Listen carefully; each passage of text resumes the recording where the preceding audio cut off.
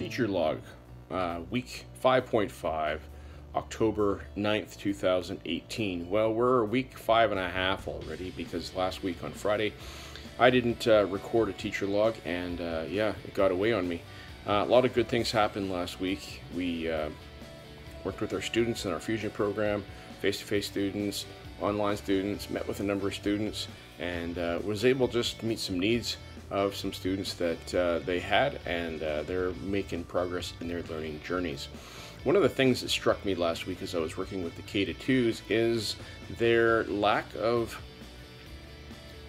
written and reading language. The fact that they are still so young that they haven't learned to read yet, that they haven't learned all the symbols for the alphabet and the numbers and things like that, and they're learning those things, particularly the kindergarten students, and the ones that are in grade 2. Yes, they're making the progress in that area and are a long ways down that road, but working with them, we did our 5 senses lab, and it was quite fantastic in the sense that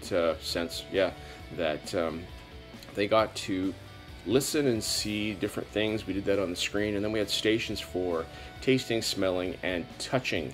And the smelling station, they had to match up some unknowns that were in jars with things that were on the table, like cologne, dish soap, lemon juice, and coffee grounds, so that they could match that up to coffee. So there was that. For tasting, we tasted 4 different samples out of little Dixie cups, and they had to tell which one they liked the best. And we've had things ranging from sweet things, something sweet, which was sugar water, to salty, salt water, coffee being bitter, and lemon juice being sour. And so they got to experience those things. They didn't like the coffee, or they didn't like, because it was black coffee, they didn't like the salt water. They found it too much.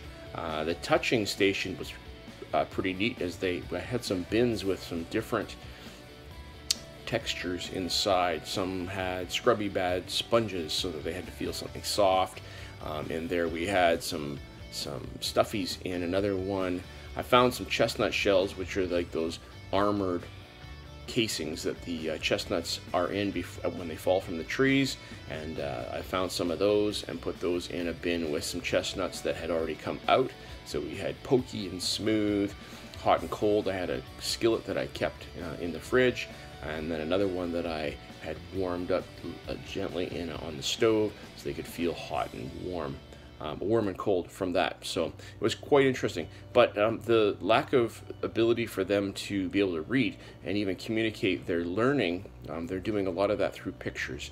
And so they're working on a little worksheet on what are some things they can see and touch, and they're drawing pictures for those things, which is a completely different language, because I can't read what they're doing, and some of their pictures are so sketched that it's hard to even be able to tell what they're doing. So I'm going to delve more into how can we work with technology with the little ones, so that they don't need to know how to read or even type to be able to do a number of technology things.